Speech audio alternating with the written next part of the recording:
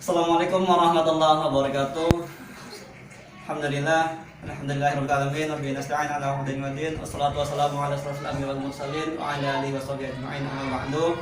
Alhamdulillah pada hari ini di Teras Kita Podcast kita kedatangan tamu yang sangat spesial sekali. Dia adalah sahabat saya dari zaman SMP, SMK bareng ya. Iya. Nah, ia adalah Fahri Ramadan. Ia adalah warga Blok Kliwonan, ya kan Pak? Iya, Blok Kliwonan masih satu desa dengan Blok Kepudang, ini desa Kedungdawa. Jadi kalau dari segi wilayah, Blok Kliwonan itu di sisi utara Blok Kepudang. Benar ya? Blok sebelah utara kan? sebelah barat ya. Ya, sebelah utara Blok Kepudang di. Jadi Blok Kepudang itu kalau dari jalan raya itu lebih ke selatan dari Blok Kliwonan. Oke, Fahri Ramadan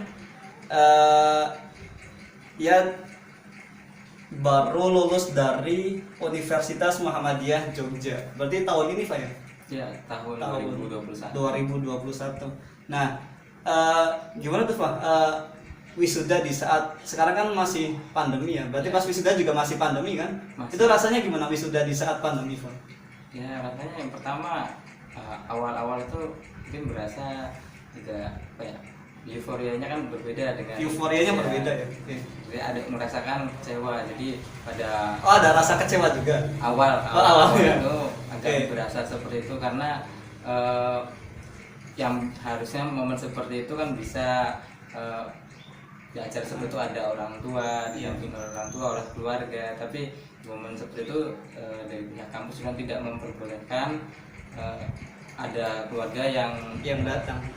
Jadi pada saat wisuda itu hanya wisudawan saja yang boleh bisa masuk. mengikuti. Jadi itu seremonialnya drive thru atau tetap ngumpul atau gimana itu? Seremonial dalam wisuda ini? Oh ya, jadi seremonialnya awal itu kita berkumpul, tapi Iya. kemudian pada saat pembagian ijazah Iya. itu Apa tuh kata yang begitu tuh? ya, memindahkan Apa itu? tali toga itu. Iya. Ya. Namun pada saat pandemi, jadi dimulai dari yang sudah bulan Desember 2019 itu Iya. sudah tidak ada pemindahan toga, tapi digantikan dengan memberikan Al-Quran untuk di Oh. UM-nya ya diganti. Oh itu khusus di UMY. Ya di UM-nya. Jadi tidak ada pemindahan tali toga tetapi pemberian Al-Qur'an. Ya, jadi pada saat masuk itu toganya sudah Sudah dipindahkan. Itu ada makna sendiri atau gimana tuh? Pertama karena untuk ini ya Pak, untuk menghindari kan ada kontak Oh, iya. dengan orang mengambil, jadi untuk menghindari itu dan juga untuk bisa kembali mengingatkan kembali kan pentingnya Al-Quran. Ya, Al-Quran juga. Tapi pemberian Al-Qur'annya langsung atau kayak gimana berarti? Penyerahan Al-Qur'an. Ya pemberiannya setelah ijazah itu ada. Oh ada, Ya, berarti tetap ada langsung. petugasnya ya. Oke. Nah, kan dalam wisuda juga sebelum kita di wisuda yudisium itu kan ada penyusunan skripsi atau kalau di Fahri apa tugas akhir tuh namanya. Iya, Itu skripsi. proses tetap skripsi juga. Iya. Itu prosesnya gimana Pak di kala pandemi ini? Pada saat itu kan saya mulai skripsi awal bulan Februari ya. Awal Februari. Nah, saya sudah mulai nyusun, saya sudah mulai melakukan penelitian riset karena tugas akhir saya berhubungan dengan penelitian di lab. Iya. Jadi dari Februari saya sudah akses lab. Kemudian di Indonesia kan sudah mulai lockdown, itu sudah mulai ada kasus bulan Maret. Bulan Maret. Dan di bulan Maret itu ketika saya sedang mengerjakan skripsi, dari pihak kampus di akhir Maret itu menutup akses Untuk masuk ke laboratorium, untuk masuk Iya. ke kampus. Jadi semenjak akhir Maret atau mungkin awal April sampai akhir Juli itu benar-benar tidak bisa akses ke laboratorium atau ke universitas. Berarti ditunda prosesnya atau gimana? Ya, jadi hanya bisa mengerjakan penulisan dari bab 1 sampai bab 3 dan juga ada konsultasi untuk penulisan via online dengan dosen pembimbing. Namun untuk mengisi bab 4 untuk penelitian, untuk akses lab itu kan tidak bisa dilakukan. Jadi untuk penulisan bab 4 dan bab 5 itu tidak bisa dilakukan. Nah, jadi pengerjaan bab 4 sampai setelahnya itu dilaksanakan di bulan apa? Setelah baru bisa akses kampus itu sekitar awal Agustus. Awal Agustus. Awal Agustus ya. Awal Agustus itu baru bisa akses, kemudian dengan syarat mematuhi protokol kesehatan dan lain sudah disterilkan juga laboratoriumnya. Itu baru bisa masuk ke lab dan mengerjakan bab 4 sampai selesai. Berarti di Maret ke Agustus ya jedanya untuk penundaan. Iya. Nah, berarti itu selanjutnya apa proses dari bulan Agustus ke proses wisuda? Selanjutnya karena yang saya lakukan itu penelitian dan berhubungan dengan laboratorium dan ada sampel. Iya. Jadi sampel yang sebelumnya saya kerjakan di bulan Februari sampai Maret, kemudian ditinggal sekitar 4 bulan kurang lebih. Awal masuk Agustus, ternyata setelah dilihat sampelnya udah tidak bisa digunakan. Jadi mau tidak mau harus membuat ulang. Memulai dari awal lagi. Harus mulai dari awal lagi dari bulan Agustus. Kemudian kan ada juga untuk pengujian buatan segala macam, itu juga harus berhubungan dengan laboratorium di luar dari Universitas Muhammadiyah Yogyakarta. Jadi harus berhubungan juga dengan UGM, dengan LIPI Gunung Kidul. Jadi selanjutnya prosesnya selain membuat sampel baru, kemudian diujikan juga ke luar, itu ada daftar antriannya juga. Jadi daftar antriannya ada yang sampai 2 bulan. Jadi itu yang buat lama itu menunggunya itu juga. Terus kadang kampus itu kan kasih deadline wisuda ya, wisuda tanggal sekian bulan sekian. Nah itu waktu itu deadline wisuda kapan? Waktu awal itu sebenarnya target saya kalau untuk lulus 4 tahun, waktunya itu deadline-nya untuk yudisium di bulan Juli. Namun kan pada saat itu memang tidak bisa karena masih belum bisa akses lab. Itu untuk wisuda di bulan September. Kemudian periode berikutnya ada untuk wisuda di bulan Desember. Itu batas yudisiumnya di akhir bulan Oktober. Nah, namun pada saat itu juga masih belum bisa melakukan yudisium pada bulan itu karena hasil uji dari tugas akhir saya itu masih belum keluar dari laboratorium tempat pengujian dari UGM, itu masih belum keluar. Jadi baru keluar di bulan Desember, dan di situ saya seminar dan yudisium baru bisa di Januari, dan itu untuk wisuda di bulan Maret tahun 2021. Nah, kan kita juga belum tahu nih perbedaan antara yudisium dan wisuda itu apa? Oh iya, jadi kalau di kampus saya mungkin saya juga kurang tahu ya. Kalau di UM-nya sendiri tahapannya itu untuk wisuda yang pertama itu kan awal ada key-in atau aktivasi tugas akhir. Kemudian setelah aktivasi tugas akhir ada pengerjaan tugas akhir tersebut. Kemudian ada seminar hasil. Jadi kalau di kampus saya mungkin ada seminar proposal. Kalau khususnya di Teknik Mesin Universitas Muhammadiyah Yogyakarta itu langsung di seminar hasil, seminar tugas akhir langsung. Jadi di situ mempresentasikan dari awal latar belakang tugas akhir sampai hasil yang didapatkan seperti apa. Kemudian setelah itu ada pendadaran. Namun dari seminar ini harus dinyatakan lulus dulu oleh dosen penguji. Ketika sudah lulus baru lanjut ke tahap berikutnya, itu pendadaran atau sidang. Di situ ada sidang di mana di dalam sidang itu diuji oleh 2 dosen penguji. Dan setelah dinyatakan lulus oleh dosen penguji, baru di situ ada revisi-revisian. Setelah ada revisi-revisian dan revisinya sudah diperbaiki, itu bisa mengajukan proses yudisium. Nah, yudisium di sini adalah dinyatakan lulus oleh prodi dan fakultas. Jadi dari prodi dan fakultas itu sudah dinyatakan lulus secara administrasi dan sudah bisa mendapatkan surat keterangan lulus dan juga transkrip nilai sementara. Nah, jadi yudisium ini ada seremonial seperti wisuda atau hanya bagian dari administrasi?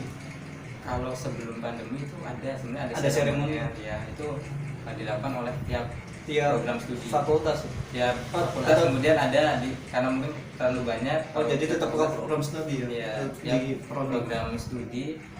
Nah, kemudian tetap menunggu kalau untuk mendapatkan ijazah dan rasio nilai aslinya itu di wisuda. Tapi berarti surat keterangan lulusnya bisa dari yudisium. Surat keterangan lulus ya, surat Bisa keterangan lulus sudah bisa dapat ketika sudah dinyatakan yudisium itu. Ya, mengikuti yudisium itu sudah dapat SKL. Jadi kadang tuh ada tuh misalkan teman dia sudah lulus ujian tetapi belum wisuda, itu berarti bisa misalkan melamar kerja atau apa misalkan melanjutkan untuk S2 gitu bisa dari surat keterangan lulus yang yudisium itu. Atau tetap nunggu wisuda? Kembali lagi mungkin pertama dari universitasnya, apakah setelah melakukan sidang itu apakah sudah diberikan SKL-nya. Iya. Yang pertama itu, kemudian juga dari mungkin kalau ingin bekerja itu kan ada beberapa perusahaan, kebijakannya seperti apa, apakah menerima dengan syarat surat keterangan lulus dan transaksi sementara atau harus menggunakan ijazah asli. Iya. Ya kan? Kalau ijazah asli berarti tetap harus nunggu wisuda ya? Iya, kalau ijazah harus Oke. tetap menunggu wisuda. Tetapi kalau ijazah itu kan juga belum tahu nih ya. Kalau kita lihat SMP, SMA kan ijazah itu biasanya berapa bulan setelah lulus kan. Nah kalau di universitas perguruan tinggi itu langsung waktu wisuda atau tetap menunggu proses? Kalau di universitas tuh wisuda sekalian langsung Dengan ijazah. Ya. Oke. Oleh sebab itu untuk pendaftaran dari sebelum wisuda, pendaftaran Iya. wisuda biasanya sekitar 1 bulan sebelum wisuda itu sudah ditutup karena mungkin dari universitas menyiapkan ijazah dan lain-lain. Dokumen-dokumen Iya, yang harus dicetak ya. Iya. Nah kan kita juga belum bahas nih, Fahri ini di UM-nya ambil jurusan apa, Pak? Oh iya, tadi Tadi kita udah muter-muter ya, tapi kita belum bahas Fahri di situ ngambil jurusan ya, apa? saya di Universitas Muhammadiyah Yogyakarta mengambil jurusan teknik mesin. Teknik mesin. Ya. Kenapa ambil teknik mesin? Pertama mungkin karena latar belakang saya sebelumnya SMK ambil jurusan di teknik pemesinan. Teknik Jadi kemudian saya juga ada minat di bidang teknik mesin. Pemesinan, Jadi ya. masih satu jalur dan ya masih ingin belajar tentang teknik mesin. Oke. Itu kalau belajar yang lain kita tertarik, namun masih ingin belajar lebih tentang Iya. teknik mesin dulu. Oh ya, informasi untuk teman-teman juga, Fahri dulu SMK di SMK Negeri 1 Cirebon yang di Jalan Perjuangan, dan di sana di SMK 1 Kota Cirebon Fahri mengambil teknik pemesinan. Pemesinan. Jadi sekarang waktu kuliah berlanjut mengambil teknik mesin juga di UMY. gitu. Ini ya. Nah, kita lanjut nih, Pak.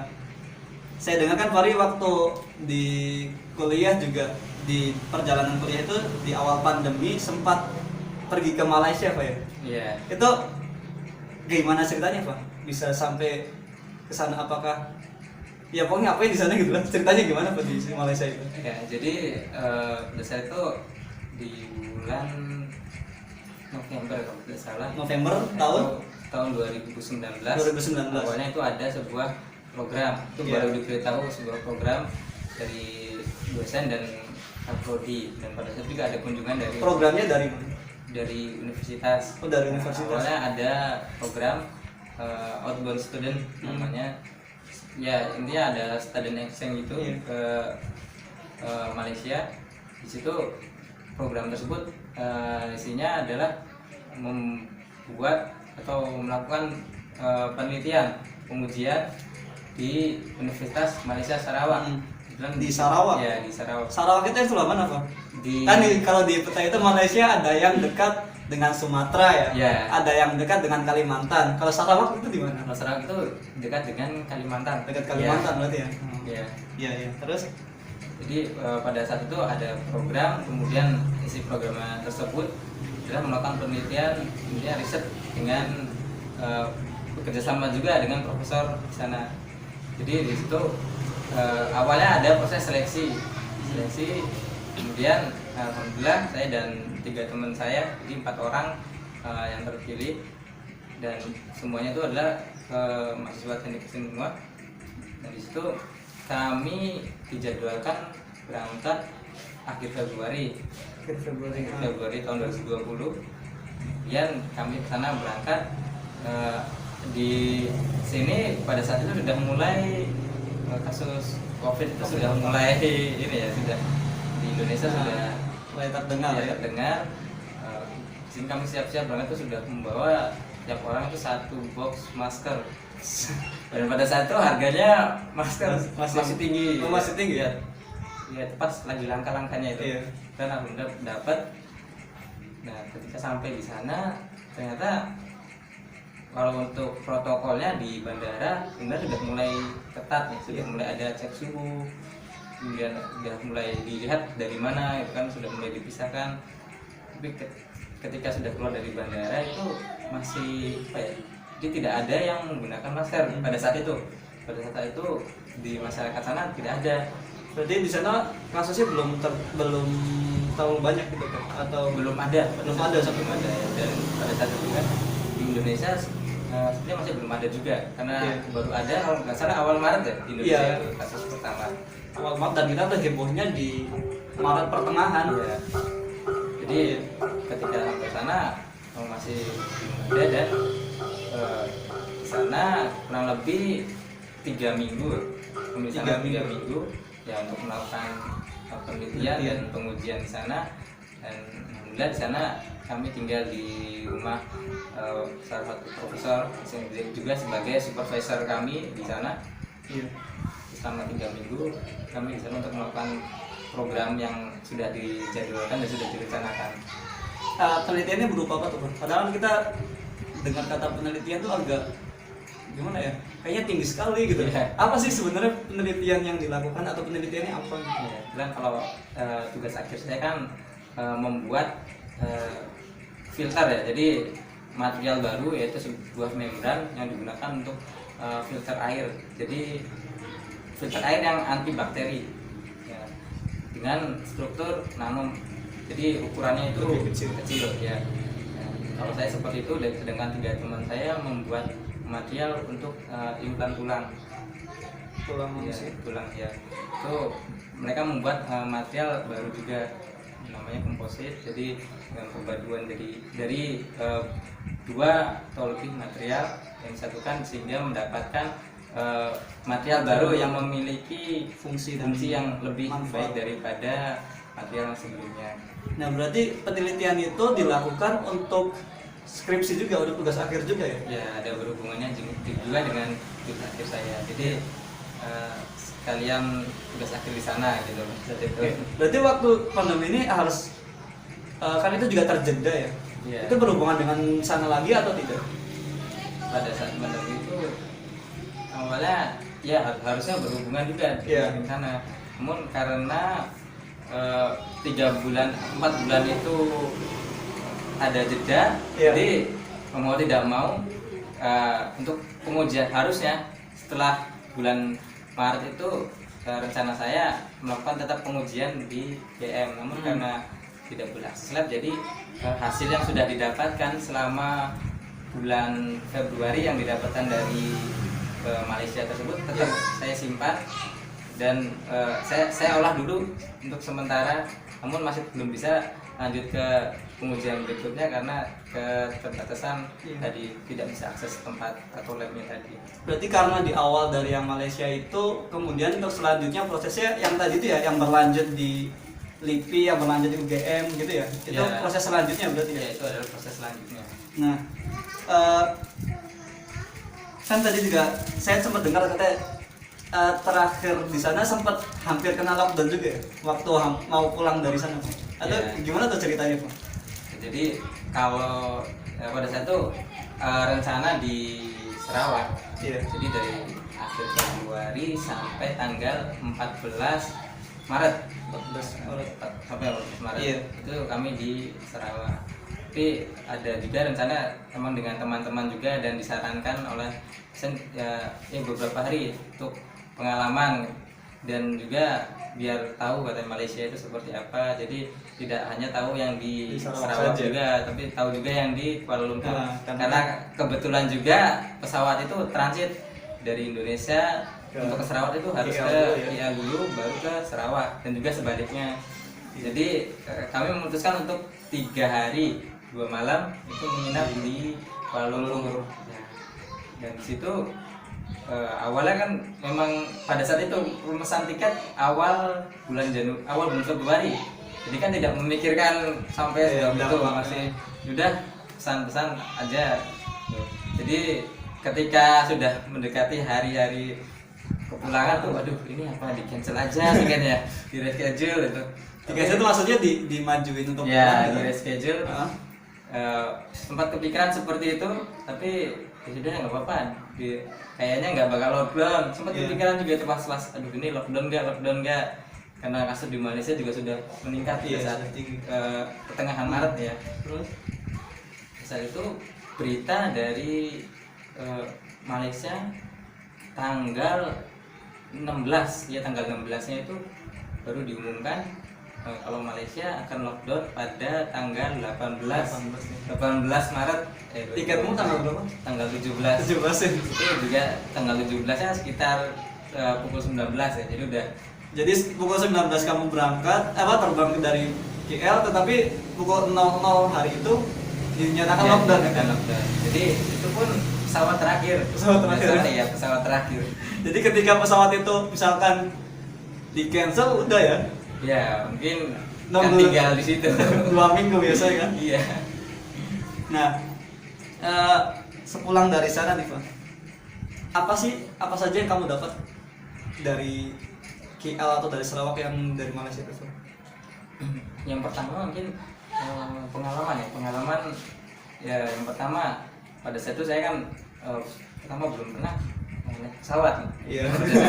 Jadi pengalaman juga pertama kali. Jadi tahu ya bisnisnya Iya. pesawat itu kayak gimana ya? Pertama itu bagaimana gitu kan rasanya, pertama kali tahu itu. Kemudian pertama kali juga mendatangi atau tinggal di negara orang lain, walaupun memang masih tetangga. Iya, masih walaupun satu bahasanya bahasa juga kita. masih bisa. Bahasanya apa yang digunakan? Awal itu menggunakan bahasa Inggris. Bahasa Inggris. Ya. Pun karena mahasiswa sana juga sehari-harinya menggunakan bahasa Melayu. Dan Melayu ini karena kita juga hampir sama Hampir dari sama, bahasanya, ya. jadi mengerti. Tapi kalau pada saat pembelajarannya itu menggunakan bahasa Inggris ya. Terus ketika selesai dari sana, apa yang Fahri dan teman-teman terapkan di kampus? Apa yang bisa diterapkan itu di kampus? Nah, yang pertama mungkin tadi pengalaman itu salah satu yang saya rasakan beda itu, walaupun memang negara sebelah ya, tetangga. Iya. Budaya sana. Ya, saya sempat kaget itu ketika di sana mengalami macet. Itu macet sangat panjang, namun tidak ada satupun yang bunyi klakson. Iya, pertama itu. Kemudian mahasiswa di sana itu yang pertama, mereka itu ketika ada kuliah itu jam berapa, mereka ketika berapa menit sebelumnya tuh sudah datang, dan ketika dosennya masuk itu memang benar-benar tidak ada yang datang terlambat lagi. Jadi benar-benar disiplinnya itu tinggi. Jadi ketika perkuliahan dimulai jam 7, maka setengah 7 mereka sudah ada. Iya, sudah mulai Bukan setengah 8 baru berangkat ya. Oke. Yang Fahri share ke teman-teman apa Pak? Misalkan yang mungkin teman-teman juga bisa gitu kan, salah satunya ya yang bisa di-share ke teman-teman yang di sana gitu. Pertama, Khususnya di UMY-nya gitu. ya, kalau untuk teman-teman di sana, mungkin karena saya juga di sana kan menggunakan peralatan dengan teknologi yang Universitas Malaysia Sarawak miliki, dan alat tersebut tidak ada di UIP. Dan mungkin yang bisa saya share di sana khususnya yang di laboratorium ya, karena saya banyak akses dengan mahasiswa yang sedang melakukan tugas akhir. Jadi saya banyak share mungkin dari mulai perawatan terhadap alat-alat yang telah digunakan, kemudian bagaimana sih cara menjaganya gitu, mulai dari kebersihan laboratorium, kemudian sampai dengan tanggung jawab terhadap lab itu seperti apa. Jadi benar-benar di sana itu disiplinnya tinggi. Jadi rasa memilikinya itu tinggi juga sekali. ya. Nah itu mungkin salah satu yang kurang juga di kita ya. Kita bisa memakai, tapi untuk perawatan itu untuk menjaga sulit ya untuk di kita. Ya, itu mungkin kita masih perlu banyak belajar dan PR buat kita. Iya, PR juga untuk kita. Nah, Fahri juga kan sebelum kuliah itu kerja juga Pak ya. Setelah lulus SMA tahun berapa Pak? Tahun 2014. 14 ya. Iya kan sama ya. Ya, satu angkatan kita. 2014. Fahri kan kerja juga ya Pak dulu ya. Iya. Jadi kerja di salah satu perusahaan swasta di Cikarang Pak ya. Cikarang Pak. Iya, di Cikarang. Nah, itu mulai kerja tahun berapa Pak? Pada saat itu saya kerja setelah lulus kuliah ya. Awal Kerja? ya, Lulus awal- SMA dong, oh, SMK iya, dong. lulus SMK. Iya. Maaf. Saya lulus SMK pada saat itu tahun 2014 di bulan awal bulan Agustus ya. Kalau Kan kita tuh lulus di bulan Juli ya, berarti 3 bulan setelah kelulusan ya. iya, setelah lulusan itu saya bekerja di PT Iya, Yutaka. terus Itu saya sebagai operator produksi. Hmm. Jadi sesuai dengan bidangnya yang di teknik mesin, pada saat itu saya juga melakukan pekerjaan itu mengelas knalpot pada saat itu. jadi proses itu pekerjaan yang dilakukan itu ngelas itu ya. Iya. Nah itu di sana berapa tahun Pak di perusahaan itu? Di Yutaka itu 2 tahun. 2 tahun. Iya. Nah kan sudah bekerja 2 tahun nih Pak. Kan kadang kita kalau yang sudah bekerja nih, ya ngapain gitu kuliah. Nah Fahri kenapa sih harus kuliah Pak? Ya, sebenarnya awal saya punya keinginan untuk kuliah itu ketika di semester akhir ketika SMK. Iya. Dulu juga saya sempat mencoba untuk mengikuti SNMPTN, kemudian SBMPTN, namun mungkin emang belum rezekinya di kampus negeri. Iya. Pada saat itu setelah melakukan mencoba SBMPTN dan SNMPTN, saya memutuskan untuk bekerja, namun masih ada keinginan untuk kuliah. Pada saat itu sebenarnya dari keluarga tuh udah langsung kuliah aja. Namun karena disarankan di swasta aja, saya berpikir kalau itu malah menjadi beban dan punya keinginan itu kuliah, namun juga dengan biaya didapatkan sendiri gitu. Pada saat itu saya awal lulus tuh ada pikiran seperti itu, makanya ketika bekerja pun Jadi nabung dulu. ya pikiran tersebut untuk tetap kuliah tetap ada gitu, jangan sampai hilang. Jadi ya walaupun emang banyak juga yang bilang ngapain sih udah kerja kok, ngapain harus iya kuliah gitu, ngapain deh udah aja kerja aja ya. Tempat banyak yang bilang seperti itu, namun masih tetap ada keinginan untuk tetap kuliah juga, itu masih ada. Kan pikiran di masyarakat juga ngapain harus kuliah, kan setelah kuliah juga ujung-ujungnya cari kerja juga. Iya. Jadi seberapa penting Pak kuliah itu? Ya, kalau menurut saya kuliah atau khususnya mungkin pendidikan ya, Iya. itu benar sangat penting ya. Jadi kuliah itu bukan hanya mendapatkan kecerdasan intelektual saja gitu kan. Iya.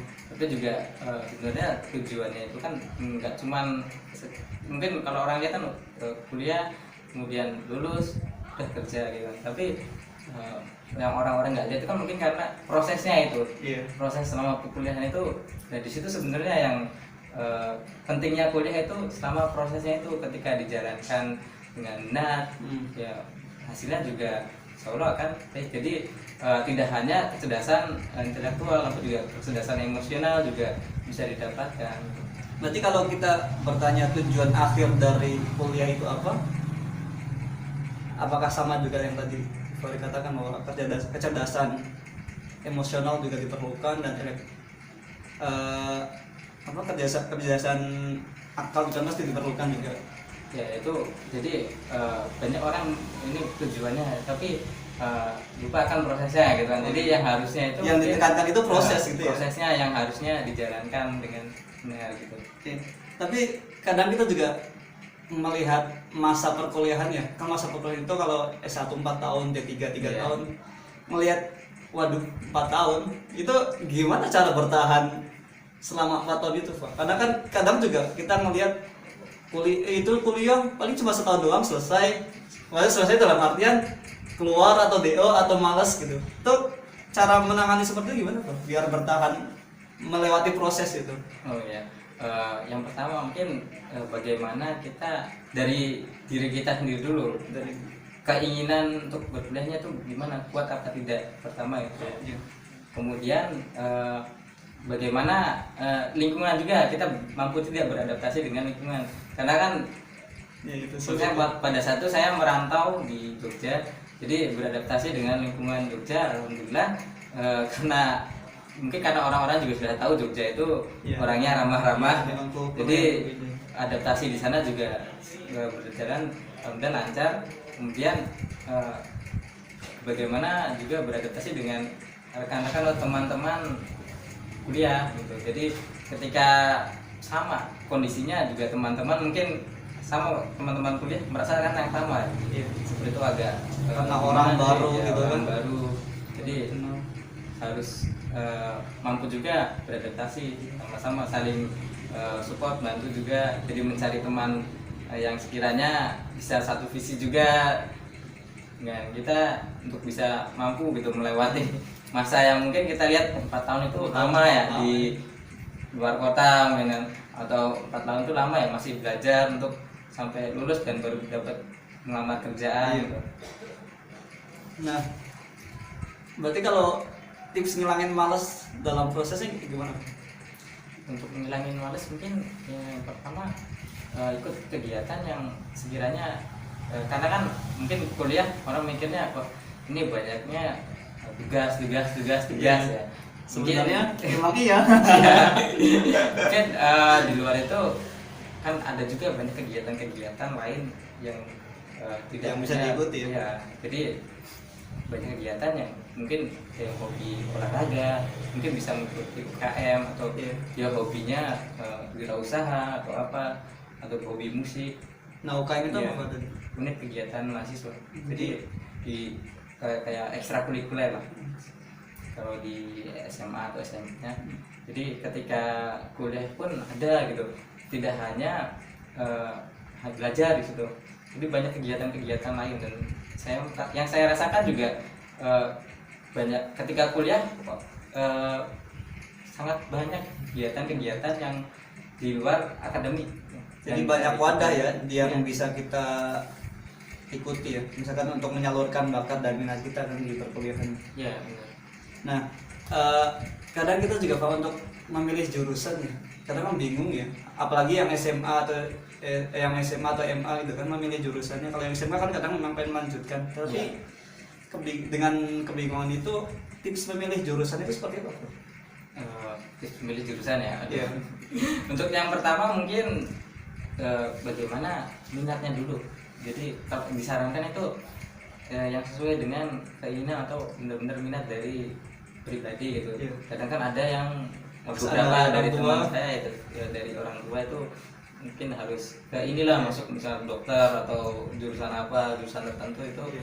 ada juga seperti itu. Namun karena tidak keinginan sendiri, jadi di awal agak mungkin ya secara tidak langsung terpaksa gitu ya, dijalankannya. Jadi kedepannya pun tidak apa ya, tidak nyaman gitu, tidak enjoy ketika dijalankan. Jadi tips yang pertama itu ya kalau bisa sesuai dengan keinginannya dulu sendiri. Nah, kemudian yang kedua, ketika awal-awal saya juga merasakan ketika walaupun sudah sesuai dengan teknik mesin jurusan saya merasakan kok agak susah awal masuk itu, karena banyaknya itu di semester awal itu pelajaran SMA, sedangkan basic saya SMK pada saat itu. Jadi saya ngerasa kok ini ya banyak hitungan atau rumus-rumus yang dipakai itu ketika SMK, kalau dulu kita SMK tinggal pakai gitu. Iya. Tapi ketika awal kuliah itu harus mencari gitu. Harus kita banyak belajar juga di situ. Jadi bisa balik lagi ke adaptasi dengan lingkungan, dengan teman.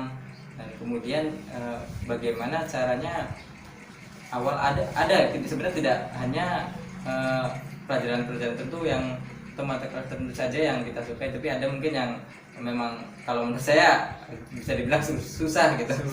Namun sebisa mungkin di situ yang saya lakukan adalah mencoba untuk paling tidak ketika memang tidak atau mungkin belum terlalu paham, paling tidak menghargai dosen yang ketika mengajar gitu. Jadi walaupun mungkin belum mengerti tapi setidaknya menghargainya dengan tidak ya mendengarkan, setidaknya tidak mengacukannya lah. Saya coba yang saya lakukan seperti itu. Nah, di UMY sendiri berarti ada jurusan apa aja tuh? Kalau di UMY Banyak. itu sebenarnya banyak. Kalau di tekniknya aja itu kan ada teknik mesin, teknik sipil, teknik informatika dan juga elektro. Ada Iya. 4. Itu ada tekniknya ya? Ya, itu yang teknik. Yang lainnya? Kondisi Banyak ya? Iya, ada manajemen Nah, sosialnya itu. Kan tadi juga Fahri menyebutkan di negeri juga kan ada tes SBMPTN dan lain-lain. Nah kalau di UMY itu tesnya seperti apa untuk tes masuk ini? Ya, kalau untuk tes di UMY yang pertama itu ada jalur prestasi juga. Jalur Sebenarnya prestasi. ya, jalur prestasi ini sebenarnya hampir di semua universitas saya rasa ada. Pertama ada jalur prestasi dari nilai raport, kemudian juga ada yang habis Quran itu pun bisa ada jalurnya sendiri dan itu full beasiswa. Full beasiswa. Ya, itu sebenarnya di hampir semua universitas lah, Iya. ada juga seperti itu. Kemudian ada juga jalur CBT, berbasis tes. Jadi ini kita bisa datang ke sana, kemudian melakukan pendaftaran dan langsung tes di situ, langsung hasilnya kurang lebih 1 jam langsung keluar. Itu CBT. Kemudian ada PBT, paper based test. Apa Itu tes tulis juga. tes tulis? Tes tulis. Kalau yang CBT itu menggunakan komputer, ketika PBT itu tes tulis. Jadi datang langsung ke UMY juga. Namun jadwalnya kalau CBT ini biasanya tiap hari selama hari kerja bisa dilakukan. Namun PBT ini biasanya ada gelombangnya. Jadi gelombang 1, gelombang 2 terjadwal untuk yang PBT. Nah dengan kondisi sekarang pandemi, apakah semuanya di online kan atau seperti apa? Sampai saat ini sepertinya yang saya tahu yang CBT dan nilai rapot. Kalau PBT saya kurang tahu ya untuk Iya. kalau yang nilai rapot itu tetap jalan terus, dan CBT juga karena mungkin dibatasi orangnya yang Iya. Nah kalau dulu berarti pas Fahri itu di sana pas masuk tesnya tes apa? waktu saya tes CBT karena yang langsung ya? ya karena pada saat itu kan saya melakukan tes itu tahun 2015 bulan Desember. Iya. Saat itu kondisi masih bekerja dan saya ke Jogja pada saat libur akhir tahun. Jadi saya sekalian libur sekalian tes di Jogja juga pada saat itu. Nah, kadang kita juga kalau di dalam perkuliahan kan 4 tahun ya, kadang kan ada ya rezeki memang dari Allah, tapi kadang kan ada yang pas nggak adanya gitu. Nah di UMY itu ada beasiswa apa aja Pak untuk misalkan mendukung proses pembelajaran perkuliahan misalnya? Misalnya kalau beasiswa itu, nah yang saya awal juga saya berpikir, oh kalau universitas swasta itu maksudnya beasiswanya nggak banyak. Nggak banyak. Awal saya mikir seperti itu, tapi setelah saya merasakannya sendiri gitu, ternyata banyak gitu. Walaupun di universitas swasta. Jadi yang pertama itu ada beasiswa PPA untuk peningkatan prestasi akademik. Nah, ini beasiswa dari Kemendikbud. Ya. Itu berupa bantuan pendidikan selama 2 semester. Jadi bisa diajukan tiap tahun. Kemudian ada beasiswa juga dari bank atau dari swasta ya, dari swasta itu ada, dan dari pihak universitasnya juga ada, itu beasiswa umum. Jadi bantuannya berupa bebas SPP selama 2 semester juga. Nah, untuk beasiswa itu kita inisiatif sendiri atau nunggu pengumuman dari prodi atau kayak gimana proses untuk mendapatkan beasiswa? Kalau di UMY itu saya ada satu biro itu yang khusus mengurusi beasiswa dan prestasi mahasiswa. Jadi biasanya pas ada info itu ada pengumumannya dari biro tersebut ya, dari apakah dari sosial media biro tersebut atau juga dari biro tersebut menyampaikan ke fakultas, kemudian fakultas menyampaikan ke program studi atau jurusannya. Berarti ya kita juga harus inisiatif Ada juga inisiatif ya juga untuk mencari. karena ada beberapa beasiswa yang dari luar Dari ya, swasta jadi itu. kita yang mencari kemudian coba mengajukan ke universitas, jadi ada semacam pengantar dari universitas. Oke. Mungkin kayaknya ini pertanyaan terakhir nih Pak. Udah pertanyaan terakhir ya. Pesan untuk sahabat teras kita Pak. Oh ya, pesan untuk sahabat teras kita. Iya. Mungkin untuk yang belum kuliah atau mungkin sekarang lagi belajar SMA atau juga yang sedang berkuliah ya. Kalau yang belum kuliah, saran saya ketika memang ada kesempatan untuk kuliah, sebaiknya coba untuk diambil saja. Ketika memang ada kesempatan, dan ya kalaupun ya memang tidak ada, mungkin bisa coba untuk mengikuti pendidikan non formal lain, mungkin seperti kursus atau apa, mungkin karena dari situ bisa membantu untuk kedepannya gitu. Nah saya rasa itu ilmu itu kan memang tidak hanya dari kuliah saja, jadi seperti dari kursus atau pendidikan non formal juga itu bisa didapatkan. Jadi mungkin pesannya itu, dan untuk yang sedang berkuliah, coba ketika mengalami rasa capek atau lelah itu ingat lagi perjuangan di awal, balik lagi, dan juga coba untuk ingat orang tua, mungkin di situ akan moodnya akan meningkat lagi ya dengan cara seperti itu. Mungkin itu pesan untuk. Saya ucapkan terima kasih kepada Fahri yang sudah menyempatkan waktunya untuk bisa bergabung di teras kita.